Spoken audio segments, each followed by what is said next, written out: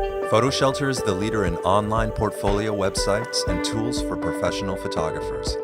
We help you get business, do business, and keep business. Good afternoon, everyone. This is Alan Murabayashi from PhotoShelter speaking to you from a supply closet in Jackson Hole, Wyoming, where I'm actually attending the Rich Clarkson workshop. Thank God for the internet, because we also have two great guests.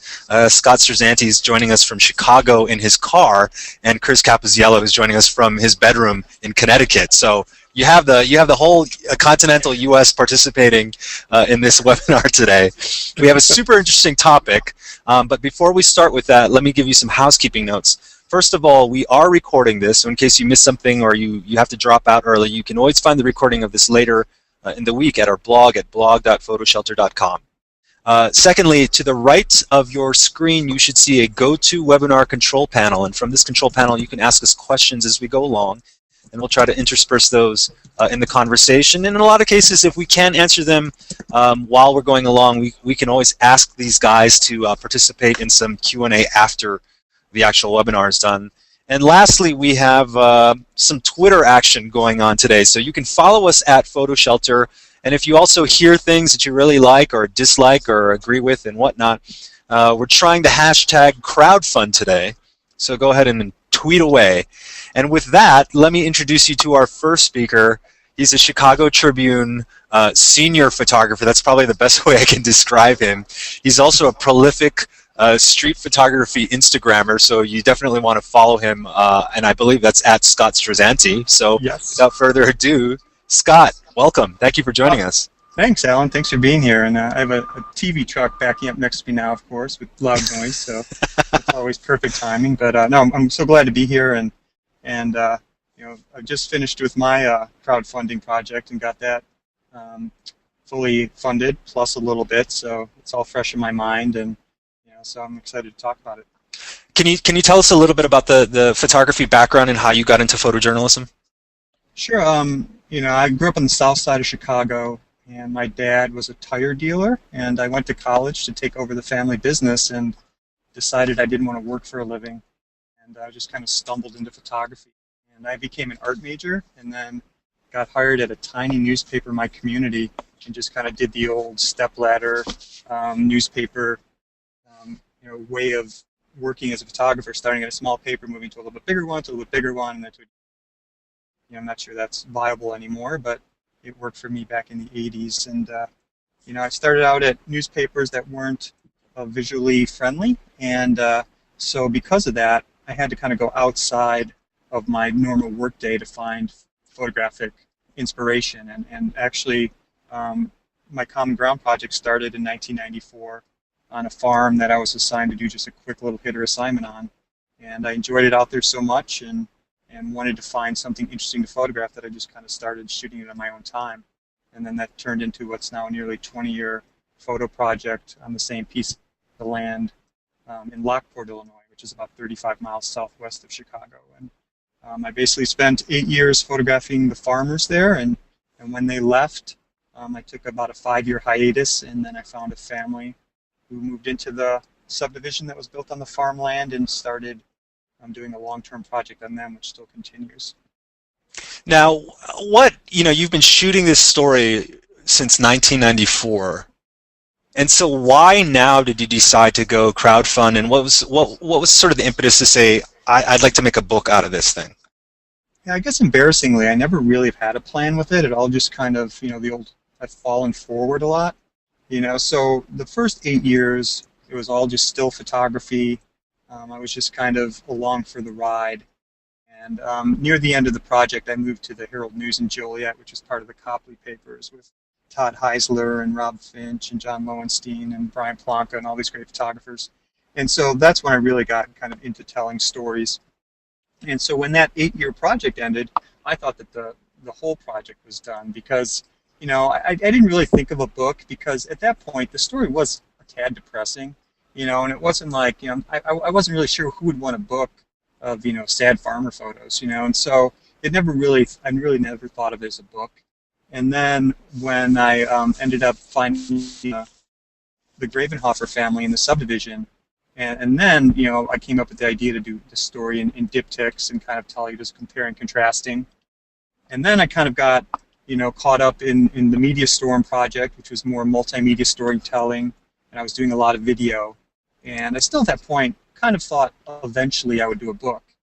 But I'm kind of, I'm super motivated and busy, but a procrastinator at the same time. And so I would always kind of be putting the book off and putting the book off and putting the book off. And then some of my friends started doing books, and I just kind of took little notes here and there trying to figure out what I wanted to do. And I had probably 4 or 5 stops and starts in the process of the book. I talked to some of the people from Emphasis when they had a book publishing wing open up in their crowdsourcing. And then there was another company in France, Crowdbooks, which is getting ready to relaunch. And I'd been talking with them, and I thought I probably would go with them, but I started getting impatient because their relaunch is taking a little bit longer than I thought it would. And so then I just decided to go with Kickstarter because I had seen some people. And then once again, I was pretty naive to how the whole Kickstarter thing worked. I thought I would just, fill out a form and then my project would be up there. And then I realized that it needed a video, and that you needed to have everything kind of, checked through by the people. And you had to have all these other kind of components. And I basically just went on Kickstarter. I looked at other successful projects. I saw what they had done, and I kind of picked out what I liked. And the major advantage I had was that I had the Media Storm Common Ground video that Chad Stevens and Brian Storm put together. And, so I didn't have to come up with any sort of narration or put anything together. I had that. And, Brian Storm graciously allowed me to use that on the Kickstarter page. And, that was good too, kind of having a project that people had been familiar with. And I'd always had people like, oh, when's the book coming out? When's the book coming out? When's the book coming out? And so I'd kind of been having a small groundswell and a little bit of a buzz building even before the Kickstarter. And then once the Kickstarter campaign got going, then I just went full blast on Facebook and Twitter and calling in favors and trying to get as many people as I could to kind of help me pimp the project along the way. Now, the funding goal was $45,000? $42,500. And I had some convoluted formula in my head of why that was. And when I started, people were like, "Oh my God, Scott, that's a lot of money, Scott. Yeah, are you sure?" And I'm like, "Really?" And then and now I wish I would have said it higher, because it got to a point where I didn't even have to call my mom in. My mom was going to kick 10 grand in at the end to make sure I made my goal. Yeah. And then I made my goal, and I didn't get the 10 grand from my mom. If I would have said it a little bit higher, I would have got even more money. So, I think I don't know what the right number is, and but I think now it's kind of evolved where I feel like in the beginning, it was okay. I have this idea for a photo project. I would like some money so I can do this photo project. And now it seems like a big bulk of it is you come in with an almost fully finished photo project, and you want to publish it in book form or do an exhibition or something like that. And I think that works better because then the people who are giving you money are getting a book out of it, or they're getting prints out of it. And I think it's so key now that there has to be a reward. There has to be something tangible that you get out of it. And it's not just I love photography, I'm going to support a photographer, and I might never see their project. I just don't think that has the legs that this is kind of turned into the new Barnes & Noble, the new Borders, where you go online at Kickstarter and buy a book there. And I that's where I buy the majority of my books now. I support projects. I just bought Eugene Richards' book on Kickstarter today, the day before, yesterday. I bought one that Preston Ganaway is working on, and so it's like, for me, it's like this is the new bookstore, and I'm helping people do something that I did, and so I think it's definitely kind of evolved in the last year or two into something more publishing based than it was just kind of project based. Now, you articulated the need to definitely have these different gifts or prizes or whatever the terminology is. If you were going to advise a photographer who was starting a crowdfunding project today, do you think they need a better sense of accounting of where the money's actually going to go to in terms of printing costs, design costs, etc.? Or do you think Yeah. it's okay to just say, here's a general amount and I will figure out what to do with the funds after I get them?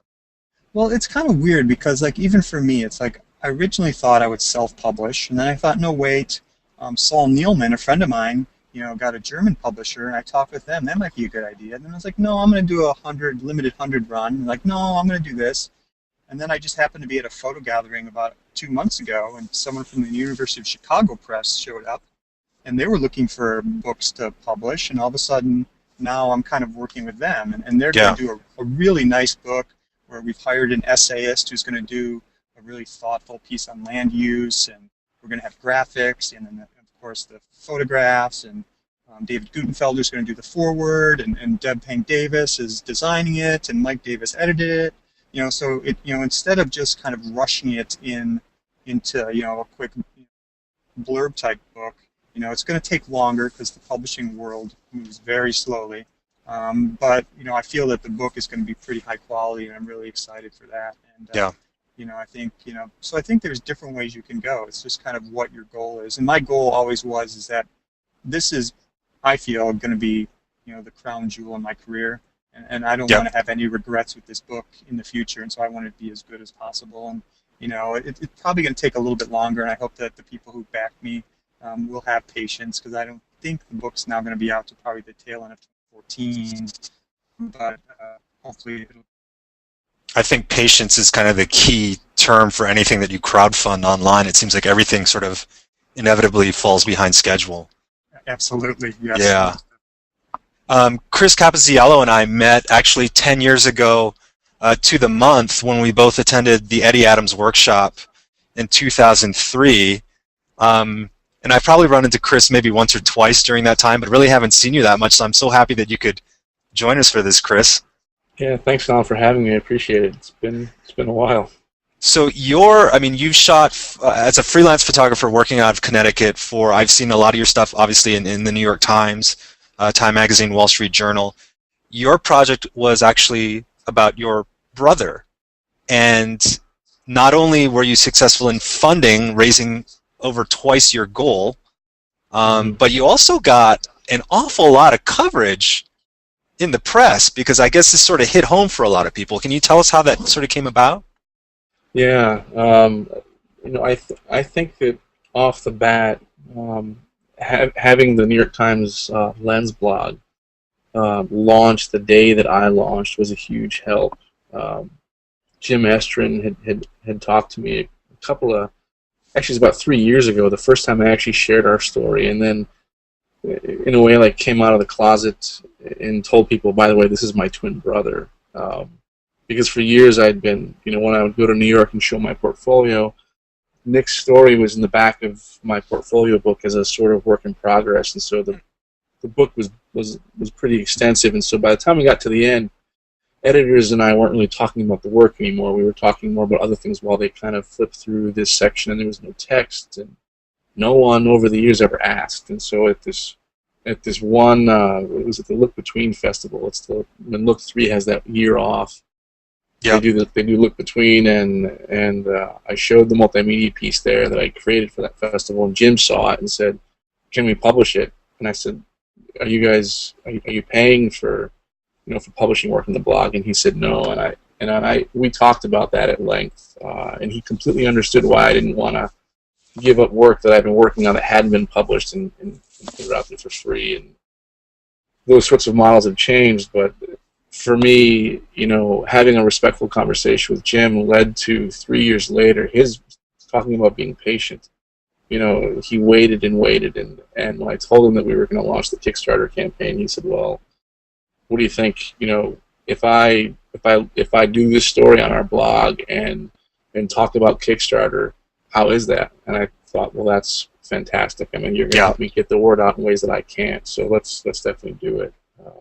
And that kind of led the way to a lot of other folks, and things piggyback off of each other. I mean, we all know that in the media, stories are poached from one news organization, to the other all the time. Mm-hmm. So, that led to a lot of other people that wanted to publish it. And I reached out to a lot of folks, too, to say, hey, I'm publishing this story, or, you've supported this work in the past in one way or another. You were a judge in this competition. Do you think it would be a good fit for your blog or, in print at all?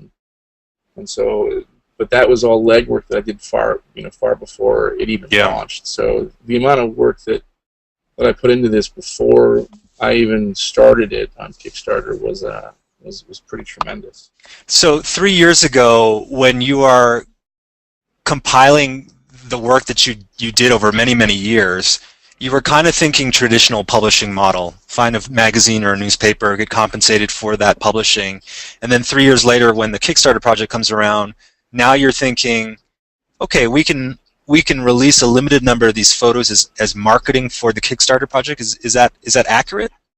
Yeah, no, it is. And that was like the big trade-off, because, people would call and say, email or call me and say, I'd really like to publish this. We saw it here. Can we run a piece on it? And I would say, sure. I was, usually it was a blog, and I would ask them, are you compensating with licensing fees at all? And most of them would say, no, we're not. And I didn't have to really ask anybody, but they just came out and said, but we would be happy to link to Kickstarter and to your website. And for me, that was like a huge trade-off. And as a freelancer, it's always hard to take work that you spend years producing at your own cost and many risks. And this really didn't come at any risk other than my time, but not even really that, because this is more of an accidental story. I don't go home to photograph my brother. I don't take him out so that I can photograph him. But right. But even in that sense, it's still intensely personal work. I mean, it's your twin brother. Yeah. Yeah. And I think for me, it's more special that way. I think that if I had set out to tell a story or tried to gain access to my own brother, it would have felt wrong in a lot of ways. And it's more special for me, because I look back on this and go, wow, like, we were hanging out that day, or I was home, or I was helping him, and then he didn't want help, and I stood back and I made a picture of him struggling up the stairs, and it's some of those photographs. I mean, every photograph that's in the book, every photograph that I've ever used, I would say most of them are pretty much accidental, because I didn't set out on those days to make pictures, and there's a lack of intention. Yeah. The condition is cerebral palsy. Is that correct? Yes. Yeah. Yeah. And it's different for everybody. Yeah. And how did you do your research for determining what the Kickstarter goal was going to be, and how did you also evaluate the different platforms? So Kickstarter is obviously probably the most popular of the crowdfunding platforms, but there's also Indiegogo, and as Scott mentioned, Emphasis is very popular with journalists. Yeah. I initially wanted to go with Emphasis. I've met with Tina Ahrens, who runs it, and we had a really good conversation at the New York Portfolio Review, and was pretty set on them, except the publisher that I'm going with insisted on Kickstarter that it has name recognition. He was concerned that it wasn't going to raise the funds that he wanted me to raise. Mm-hmm.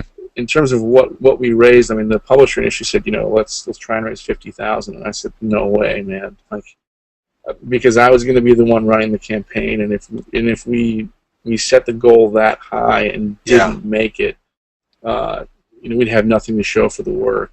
And already, I mean, it was, for me, I did a month of research. Then it was a month of working on the campaign while it was live. And I mean, I had 17 interviews during the campaign. Wow. And then I was thanking people. It's like people give you money, and I haven't used social media as much as some others have, but for the Kickstarter campaign, for me to be able to say thank you to people meant a lot for me, because it's an awkward thing to ask folks for money. Right. And so many of the people that gave, I've never met, I don't know.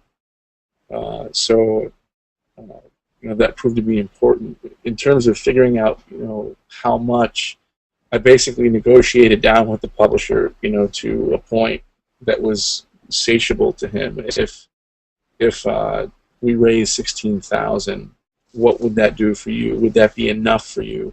And he basically said, if we raise at least $16,000, and then we pay for the incentives out of that $16,000, he'd be left with somewhere between 10 and 12. I mean, there's always these, like, with shipping, if someone from overseas, wants to purchase something, it changes that, what we can come home with. So for you and Scott, well, I guess Scott identified a publisher kind of towards the tail end or after the funding was completed. Is that right, Scott?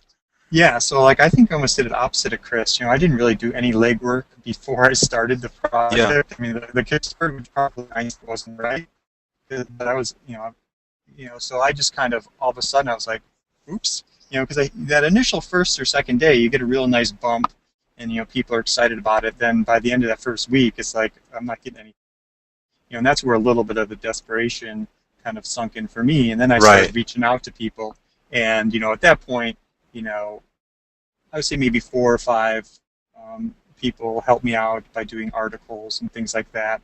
But it really ended up just being, Gina Martin. I talked to her at Look 3 because I launched right before Look 3 because I wanted to have that going on so I could kind of talk to people while I was at Look 3, and I think that was really helpful.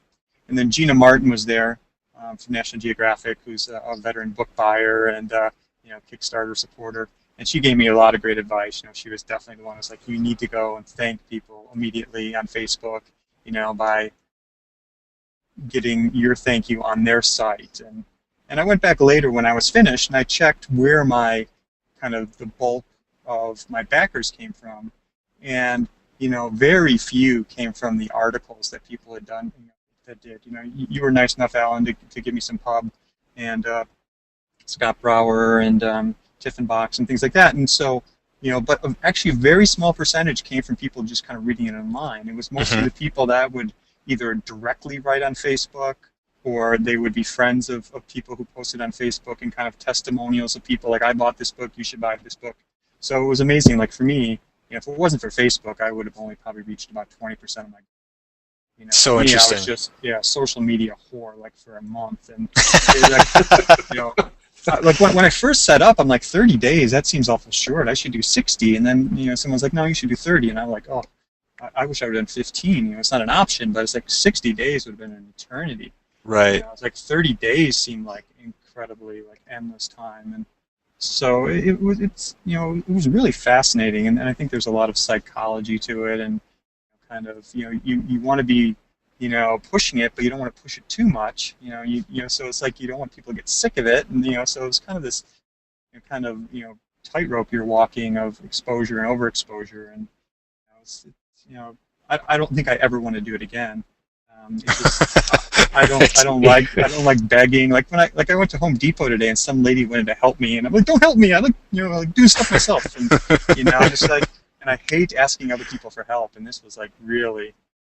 It was a difficult process. I mean, it came out great, and I really appreciate everyone who helped me. But it is humbling. It's very humbling. Well, I think part of that too. It's interesting because we obviously all come across a ton of different crowdfunding projects, but there's a sense of authenticity on some of them, like both of your projects, because they're long-term projects that you don't necessarily see on other projects, and so that to me seems to be like a compelling reason to fund, is like because I personally believe in the authenticity of what the artist is trying to do. No, seems I like both of you that. guys have that. Yeah. Yeah, and it is. There's now I feel I'm more kind of aware of all the Kickstarter projects, and now I have like Kickstarter backer guilt or something, like all these people back me, now I feel like, I got to back them, and I'm going to spend all my money now like backing other people, and so it's like, okay, you're using your funds for, right? Yeah, exactly. All you people bought my book, I bought other people's books, and now we have no money for my book. So Chris, Scott had the benefit of having this Media Storm video already created. How did you go about sort of conceptualizing and building your marketing video, if you will? Well, I had a short, the multimedia piece that I'd used at Look 3, I used that like at the end of it. But there had been a lot more work that had been done in the last 3 years since then. And so, I started to think about, why is it important that I tell this story? What has happened? What sort of questions am I asking now? And for me, like, when I came to this point, I had already laid out the book with the publisher, and they had said, listen, like, we believe you're going to raise the money that you're saying you're going to raise. They had already, like, set a date for going to press. The book right now is already printed. It's already bound since the campaign has ended. And Wow. It's gonna come out October 30th. So I'd already been through this long process, all on my own. And the text in the book is all my own text. So I had been doing a lot of writing and soul searching and digging and asking questions of my family and my brother and being completely open with this text. And so then, I had about like a month's worth of rest after that, because that was it was an emotional time for me, because I was putting myself back in a place, when I was very angry as a young man. I mean, even through like, my 20s, being angry about Nick being the one who's got cerebral palsy and carrying guilt. I mean, I still feel guilty, when things are happening. Put me in a place where I'm getting an award for Nick's story. Yeah. And it's like someone said, to a friend of mine, oh yeah, I met Chris at this thing, and he seemed a little ornery, and I was like, yeah, that's probably because I felt guilty for walking up on stage and shaking hands with somebody and then getting an award for my brother's story. Yeah. And he couldn't be there with me. If he was there with me, it would have felt much different. But because I had been through all that already, I had already worked through like how I had been asking questions of why this had happened to him and not me, to the end of the book where I start to talk about these different questions that I'm asking myself and moving past the old questions. And I felt like that was really important with talking about this and being honest about it. And I mean, I know that, Scott, when you have been working on your story, you're thinking about, what this means to other people's identity to land. And I'm thinking about, what our relationship means to other people. We can all relate to loving somebody who suffers. All of us can. Yeah. Whether it's a friend or a family member, and exploring that relationship. And so I wanted to delve into those things, quickly within 3 minutes, to give people a taste of what the book would be. And so how influential do you guys think the video actually ends up being in the crowdfunding process for photo books? Obviously, when you create a flashy project, we've all seen these videos that are like, oh my god, the product doesn't exist, oh my god, this is incredible. But for photo books, it seems like it might be a little bit different. Scott, thoughts on that? I think it's invaluable. It's like, and one thing too is, I think, one of the keys for me, or I think one of the keys for anyone who's going to do a photojournalism Kickstarter, is breaking outside the photojournalism community, because, there's just an infinite amount, there's a finite amount of money that the photojournalism community is going to have to support other projects. And as this continues to be successful into the future, more and more people are going to go this route. And I think at some point, it's going to just kind of fall apart a little bit, because it's just like, there's just so much money out there in photojournalism that can be spent. And so I think you have to break outside of that. And so you need to, for me, I hope that a lot of people in the photojournalism community know about my project, and it had kind of built-in stamp of approval. But once I broke outside of there, people had no idea this even existed. And so to be able to have a video that in 7 minutes encapsulated, what the project was, I couldn't have done it without it, because, I think it draws you in. Chad Stevens did such a great job of doing it, that it's just kind of, and Chris touched on it too. You got to have things that people can relate to. You got to have specific stories that have universal appeal. And I think that when you can kind of tap into that, like, oh yeah, my grandmother lived on a farm, or I live in a suburb, and I saw, and so, if you can kind of tap into that, you can get people to want to invest in something that they don't know you, and they're just kind of happen to stumble upon it on Facebook. So I think, the video is a really important component and kind of centerpiece of the Kickstarter kind of model. I feel really callous for kind of flip-flopping back and forth between sort of personal intent and sort of the nuts and bolts of running a crowdfunding project. So please excuse that sort of these abrupt stops. But Chris, I'm wondering, what sort of analytics does Kickstarter give in terms of, can you see the number of page loads and the number of video plays, and is there any indication of how that translates into giving? Yeah, I mean, you can log on there and see where people are coming from. So if they're coming from, the New York Times Lens blog or Slate, if they click there and came to Kickstarter, you know where they've come from. So you can see where those analytics and how it's all helping. Because I was concerned, like I was falling behind in a lot of other work while I was doing these interviews, and then when I started seeing that, okay, this is actually helping, this is beneficial. Yeah. Because there's a lot of assuming that a lot of us do with it, almost every part of our career in photography, whether it's our websites or blogs or contests, and in this case, Kickstarter had done their work, and you could see that. I could see where they were watching the video from, because some publications had embedded them on their site, so it was very, very helpful to see that. In the video, just to touch on that quickly, because Scott did a good job there. I mean, I agree completely. It's a huge you can write text, and I'll say this about photographers: most photographers will not read it.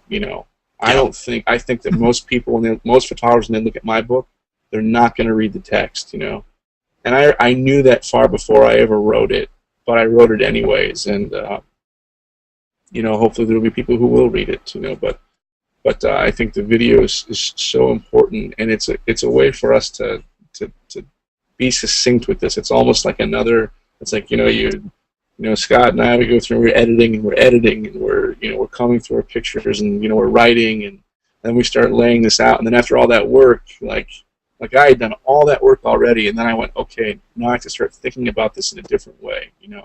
How does this story fit on my website in a linear fashion? How does it fit in multimedia, presentation? How does it fit in the book? How do you lay that out and flow it? And then you're doing that again for Kickstarter. And so the way that we think about the work, it's helpful for us too, but we need to communicate effectively, I think. Scott, let's talk about those incentives. What sort of dollar amount do you think is the minimum level that incentives should start kicking in, and what sort of increments thereafter? And should you always have just kind of a pie in the sky incentive for the $10,000, the $100,000 incentive, just in case somebody comes along? Yeah. Actually, I asked Amanda Grabenhofer if I could put one of her triplets up for auction. But she wouldn't go for that. But yeah, I think there's kind of a happy medium. I don't think you want to have too many, because I've seen some Kickstarter campaigns lately where there's like 15 or 16 different things, and it just it's kind of hard to work your way all through them. So I think if you can leave it at like 5 or 6 at the most, it's good. Yeah. I wanted the book to be priced right around $50, and I didn't consult anyone really. I think I saw Eric Draper's book, his book about George Bush, and I'm like, man, this is a really nice book, and it was like $50. I'm like, okay, I can't really go any higher than that, and so I set it at 50. So for 50, you get the book, and then I think the big money maker is the prints, because you can, it's kind of like buying soda at McDonald's, that's like, it costs them, less than a penny, and you're paying $1 for it. So Right. that's where I think the big money maker is. So I felt that prints was the money maker, because, I can, do that in bulk at a pretty, high profit margin. And then, yes, I did a couple, for $1,000, you can come hang out with me at the subdivision, and then there was one that was like $2,500. I will come and give a photo presentation, at your, at a school, but I do that all for free now. So I didn't think anyone was going to pay me money for it, 'cause I do it for free. Right. So that was mostly just kind of hoping that someone would come along and do that. But I ended up getting one person paid $1,000, and then a couple people, I did a portfolio of images for $500. I had 2 people who did that. And then most of it was just kind of, had, $20, you would get a thank you postcard, and $50 for the book. So most of them were in that $20 to $50 range, and that kind of was all of it. But, I think you need to, you might as well do the big ones in case some benefactor comes along. But, I think most of the time, you're going to get most of your money just from people like, yeah, I want this. Yeah. And Chris, what was your experience? What was kind of the sweet spot for donations? Was it in kind of that $25 to $50 range? No, mine was $125 because that's what Wow. the book was at. Yeah. And so, if you look at it, like I had like somewhere around 90, 95 backers at $20, which is a postcard that Nick and I will sign and send out from the road on our next road trip. And then there was over 100 backers at $125 mark, and for me, it's funny what the things we all have to consider when we're doing this. It's like the cost of the actual product itself, and the cost of packing the product, and then the cost of shipping that product, and the book. I already knew what the cost of the book was going to be before I did the Kickstarter campaign, and it was hard because if the book is more expensive than I wanted it to be, I want it to be more available. For me, $80 for a book is a lot of money. Yeah. But the actual cost of creating that book is so obscenely expensive. I mean, I don't know how the publisher is going to make any money on this because his cost of just producing one book is so high. So he and I went back and forth, and I mean, I was basically doing, I ran the whole Kickstarter campaign, but when it came time to figure out how much we needed to raise, it was like we had to raise more per book in order to kind of cover our tails on this. I wish the book, I was hoping that my book was going to be $40 or $50, but I had, because I went with a publisher, I had no say in any of that, and that's all contractual. Right. We mentioned some of the activities that you did once the project was launched, and I noticed that both of you, a disclosure, I backed both of these guys' projects, that both of you did go through the process of thanking me kind of directly through Facebook. Was that something that you observed other people doing, or were you like that's just sort of the etiquette for Kickstarter projects nowadays? Well, I think, to not be too cynical, I did it to kind of build off of your fame, just like I was saying, and I'm not joking. It's like, like on my first thank you one, I think like Pete Souza and, and like maybe, 10 other people who of name value in photography, because I wanted people to know, hey, these like high-ranking photojournalists bought my book, Right. and so I definitely started out with kind of like, okay, I want to like show people that I was supported by these people, and then after that, I would just kind of thank 10 or 12 at a time, and I never got anywhere close to thanking everyone. I ended up having, I think, 700 backers, and I probably only thanked maybe 250 on Facebook just because I just ran out of time. And Yeah. But it was definitely, once again, yes, thank you. I wanted to thank people, but it was more a marketing strategy. I would have thanked them anyways, but it ends up having that kind of dual purpose of, you're getting your book, you're getting your project publicized, but not in a way that it looks like you're publicizing it. It's just kind of, it's not, oh, here's another, plea for money. It's like, oh, isn't that nice? They're thanking someone, and what is this project? So it's definitely, just kind of a more gentle way to keep the publicity machine rolling. You should have included Oprah on there just for fun. Thanks, Oprah. Thank Oprah. Chris, you kind of had the ace in the hole with LensBlog and Jim Estrin. Had that not generated the sort of response that it did you have sort of an alternate marketing plan via social media or PR, traditional PR? No. I mean, I had already figured that before the campaign went live, I'd be thanking everybody. And I did. I had like 500 and something backers, and I actually thanked every single one of them. And I didn't know all of them on Facebook, so many times I would try and find them on Facebook if they did. So, I mean, this was a month of me. I mean, I only had, I think, maybe 3 assignments that month. I turned down work so that I could really work on this. It was my way to thank my publisher. Mm-hmm. But I'd contacted a number of other publications beforehand, and NPPA. Jim Colton does the a blog there once a week. I talked to my alma mater up at RIT. Brian Storm, who's producing.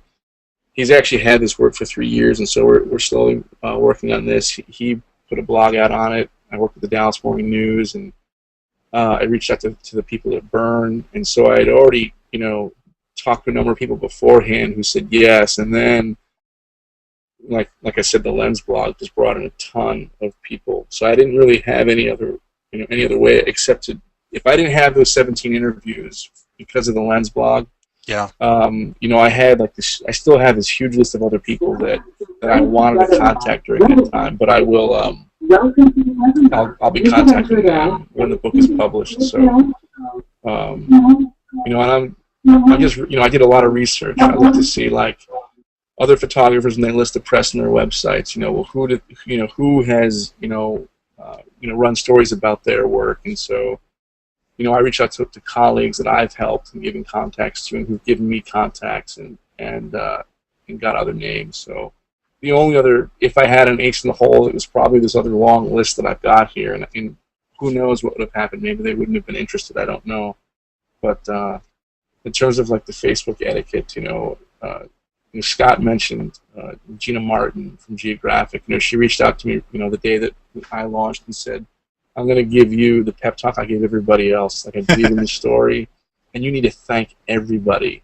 Right. And I was like, yeah, I've been told that, and then, but it was also you thank 500 people, and I don't use Facebook as much as other people do. Right. But I knew this one thing, that in my newsfeed, and in everybody's newsfeed who's friends with me, they're going to see this, thanks so much to whoever, for their support. And so I had I think it was 10 or 12 different thank yous that I had already pre-written out, so that it didn't feel like I was just this, Yeah. And that was something that because even the people that I don't know, I'm very grateful.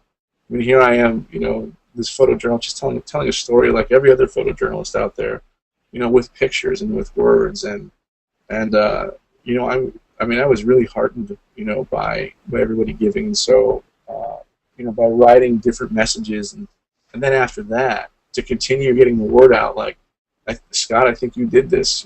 I sent out messages to everybody on Facebook, individually. This is crazy. I got 4,000 people who I don't know hardly any of them, but right. we're virtual friends, and but I had to be very mindful about who I was sending things to. So if I was sending something to an editor that I work a lot with who knows about Nick's story, I would talk about it much differently with them. So I had to keep tailoring this message. And I'd be in my room for 12 hours a day sending out messages. And I didn't hit everybody on Facebook. Yeah. And then even with that, I sent out a mass email in the very beginning to everybody in my address book saying, I'm doing this, please consider supporting. So, I didn't talk. We've talked a lot about marketing. Yeah, we've talked a lot about Facebook as a particularly fertile social media channel. Did you guys explore any other social media, Instagram, Twitter, etc., and find any success there as well? Yeah, I did Twitter and Instagram and Google Plus, and the problem with Instagram is where I have by far the greatest amount of followers, and the problem was there's no really great way to reach out to people individually. I put the link on top of my Instagram page, so that would be the one link available, and then right. I posted a couple photos, a couple of the diptychs, and said support my project. But I really never got any traction through Instagram of really getting any supporters. That seemed to kind of be a not a great route to go. Twitter's good. Once again, it's not quite as personal. So I think that's the thing with Facebook, is it's just just built for these kind of personal interactions. And right. I probably ended up directly emailing maybe 1,000 of my followers. People that I kind of knew, and so and then I set up a Facebook fan page, and that was really good too. I didn't do that until maybe couple weeks into the project, and that gave me a boost that kind of got me rolling, that brought me all the way through the end. So the Facebook fan page was really good too, because then I was able to kind of get maybe 3,000 people who like that, and then I was able to kind of direct market right to them, and so that worked really well. So the fan page helped. And so, it definitely, was a lot of different ways to go through it. And Chris, it was kind of funny about you saying tailoring your thank yous because you don't want it to look, not, you know, look too fake or something. So it was like, yeah, kind of try to come up with creative different ways to thank people every day. Like, okay, group hug, high fives, low fives, whatever, So Yeah. so it definitely, they're I hate to kind of have that kind of a hard edge to it, but it is. It's just marketing. You're marketing and marketing and sell, and it's just kind of it's really tiresome. But Yeah. So have you it's guys still worth it in started? the end. Have you started this process of incentive fulfillment yet? Have you started sending out postcards and prints and whatnot? And has it been more difficult? Even though you can bulk print 100 things, it's still bulk printing 100 prints. It's a lot of work. The struggle I've had is, so I have 700 backers, and so, Kickstarter will give you all their emails. That's what you'll get. You'll get their email address. And so then I sent out a Kickstarter. I can send, one email to all my $20 backers, one email to all my $50 backers, one email to all my $100 backers. And the problem is, though, is I think a lot of those go into spam folders, and, a lot of people don't read them. So when I sent out my 700 emails to get, addresses to send the postcards, I only got back about 400 addresses. And then, I went through and I waited a couple weeks, and then I got the postcards, and that was a lot of work, kind of putting labels on and individually signing them all and getting those all mailed out. So then I got those 400 mailed out, and then I went back to the 300 people that didn't respond to me, and I sent another email, and then maybe 100 of those 300 responded back to me. So now I'm worrying when the book actually is ready to go. I don't know if I'm going to be able to get everyone who ordered a book because, it's hard to, get people to respond to the email. I'm not sure, so that was kind of a hidden struggle I didn't realize. So I thought naively that Kickstarter would just send me this spreadsheet of addresses, and I didn't realize that I was going to have to go track down people's addresses. And a lot of my supporters are college students and young people who are moving a lot, and even like some of the people that for postcards changed their address like 3 times before like I got their address and I got their postcard sent out. So that's been the struggle, and that I wish I actually would hire some interns to do that work, because that's taking a lot of time. And Chris, you're almost ready to roll the books out the door, so you're close to having that final incentive, if you will, ready to send out. What's sort of your trepidation about that process, if any? I'm definitely a bit concerned about how it's all going to work out, because from the beginning, I've never felt like my publisher said, this is going to be so easy. They give you money, you give them a book. But I've always known that from start to end, it was going to be work. And so it's not just people giving you money. At this point, tonight, actually, I'll be sending out my message on Kickstarter saying, hey, everybody, I need your addresses. But then next year, and when Nick and I take our next road trip, the deal is that we're going to send out postcards while we're on the road. So before I go next year, I'm going to be sending out another message, because everybody who gave me money, every single person, is going to get a postcard. So, I expect this to be, a lot of work. It's going to be a lot of sweat, just packaging every single book, and then dealing with people because a lot of people in Europe supported it, that's where the publisher is from, and so thankfully they're going to be shipping everything out. But now we're dealing with, how do we, splitting this up, and they get X amount of books, I get X amount of books to send out, and then I'm going to give them the money to pay for those books and the packaging and the shipping. And so, in the end, I'm interested to see how much money he's going to actually walk away with. Right. Yeah, my publisher too is offered to mail out the book, which I'm like, that's nice. Yes, thank you. So now, because you have the Chicago Press doing the book, you're now saying end of 2014, whereas the original date was much sooner than that. What sort of ways are you going to keep the audience updated on the status of the project, and how are you going to keep them engaged over the course of the next, what could be 14, 15 months? Yeah, it's I'm kind of doing it in, so I'm getting all the postcards out, and then once I get the postcards out, then I'm going to start sending the prints out. And so, I think that's going to take a while, but, I guess I'm just going to keep them updated along the way on the progress and how the kind of the timeline. But I don't really plan on doing a ton of updating. I've supported maybe 5 or 6 crowdsourcing projects, and when I get the updates, I don't barely look at them. I'm just waiting for the book. When my book comes in, I'll be happy. I don't really need an update. As long as I get the book, I'm happy. So I guess I do a lot of just kind of going, my kind of consumer thought process, and my consumer thought process is, I trust people. I trust I'll get a book eventually, and I don't really need an update. So maybe, I'll try to, of course, do a little more than my baseline because I'm so low maintenance. But it's, there probably won't be a ton of communication. You hear these statistics about 90% of Kickstarter projects, or I guess crowdfunding projects generally, don't get funded, don't reach their funding goals. And I remember thinking back to the first photo project that I was aware of, which was Gerd Ludwig, going back to Chernobyl to photograph what had happened with that.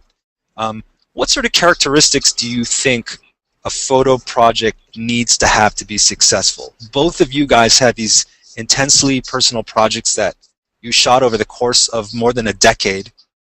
Is that the sort of investment of time and resources that is required, or is there something that you can do more off the cuff? Chris, any thoughts on that? Yeah, I think that you need to have a point of view with whatever you're doing, and then make it clear as to why you need the money. I think that's extremely important. I mean, I think that if somebody was, saying, I'm going to do this project and I haven't done it yet, but I need your help to go somewhere, get back to Mississippi or whatever, so that I can finish this. But they show you a track record, at least, of other work that they've done, and then you have trust that, okay, based on what they've done in the past, they can do this, and their perspective on this project and what they want to accomplish can be great. I think that that's just as important. I don't know that everybody needs to do something over 10 years or 20 years in order to have a project be fulfilled. You got to just have something to say. I mean, there was somebody raised, I think, 80 or 90,000. They were raising money through Aperture. The photographer's name is escaping me, but his project was Strangers Touching Strangers. He raised 90 grand, and I mean, that's remarkable. And I don't know how he did it. I don't know, who he tapped into, how he marketed that, but he had a very clear vision of what he was doing. Showed us. You actually had video of him making these pictures, and I think that anything that's well thought out, and then you have strong reason to back it, is really important. Wasn't that Aperture project actually a crowdsourcing by Aperture themselves? I thought that wasn't even the photographer. I thought it was Aperture was crowdsourcing to be able to publish the book, which I thought was really interesting. Kind of like Emphasis is crowdsourcing to keep Emphasis going. It's like, so it's kind of, it's just really fascinating. And the Chris Hondros film, where that made a lot of money too. And obviously that is something where I would love to see a Chris Hondros documentary. And so I think part of the incentive is you want to be part of it. You want to be part of Eugene Richards' book. You want to be part of, I want to send Matt down to, Baptist Town again. You want to be involved in these things, because I will see someone's work and I think it's good and interesting, but if they ask me to edit the work, all of a sudden I have, kind of a stake in it, and then all of a sudden it's kind of part of me is in it. So I think, everyone wants to be part of a cool project, and, if they can throw $20 in and be part of it, I think that, that's part of the kind of allure. And, and Chris mentioned, I think you do have to have a track record, though. You have to, have either, have a little bit of name recognition, or, kind of have other people who have name recognition kind of push your project out there. So it's something that, I think there is a little bit of a kind of star system to it, but also I think, it's the same reason when I go into a bookstore, I don't buy every book. I just buy the ones that I like. So it's like, what makes a book pop out to me, compared to the other 50 sitting next to it. I think there's many variables to it. I think we're definitely, I guess the one thing in photojournalism is that we're all so tightly connected, is that it's very easy for us to communicate to a huge percentage of the photojournalism community very easily. I'm not sure it's that easy, in other parts of the pottery world or the horse grooming world. I don't know. I just feel that photojournalism is much more interconnected than a lot of other subcultures.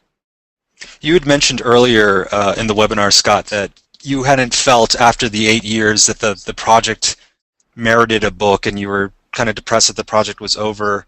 And now the book as it stands has this kind of quirky juxtaposition with the diptychs. Was that sort of crucial in your thinking about the book's success, saying, hey, this strange visual juxtaposition is interesting, is visually interesting? Absolutely. It's just like there have been, shooting farmers on a farm, it's been done forever. It's not, there's nothing new about it.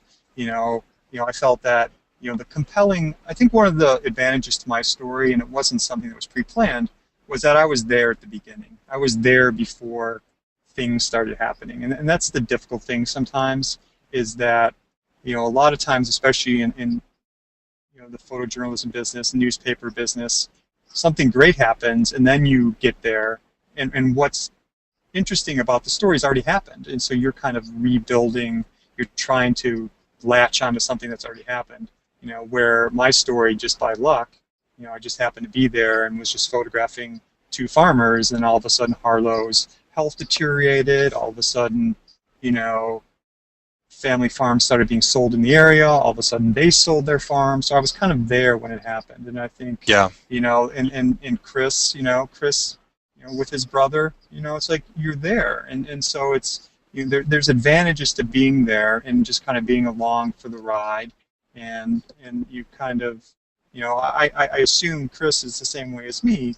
There wasn't really much thought process of the future. It's just kind of, we're living photographically day to day, and then when you look back and you have a body of work, you're like, oh, this has turned out pretty well. I think I want to, I want to share this with people. I want to, get people to see this work, and I think, that's, I think some of the best projects are the ones where, I think Chris, even if Chris didn't, I'm just talking for him, of course, but for me and for Chris, I think we would have done these photo projects if no one ever saw them. We're doing them for ourselves. Right. And and if no one ever saw them, no one ever saw them. But it's nice to be able to share them. One more practical question, Scott. You raised $46,000. Chris, you raised $32,000. Is this ordinary income in the eyes of the IRS? Are you just taxable on this stuff? Oh, I have no idea. I'm guessing because I can answer that. We're going to deliver a project. Since we're selling something, I'm going to say it's not like all taxable, but I don't know. Chris, you have an answer? I got an answer for you. Yeah, no, I was concerned about that from the very beginning, but money coming in and then money going out, so it won't be taxable. I've talked to my CPA about that, about how to handle this the best way, and he said as long as the money comes in, and then you're paying for shipping, supplies, and all that stuff, and then the rest of the money goes off to the publisher, you're going to be okay. It won't be taxable. Well, listen, guys, we've come to the end of an hour of super informative information, and I'm so happy that 2 great funded photojournalism projects could, the authors could come talk to us. So thank you both, Chris and Scott, for joining us today. Thank you.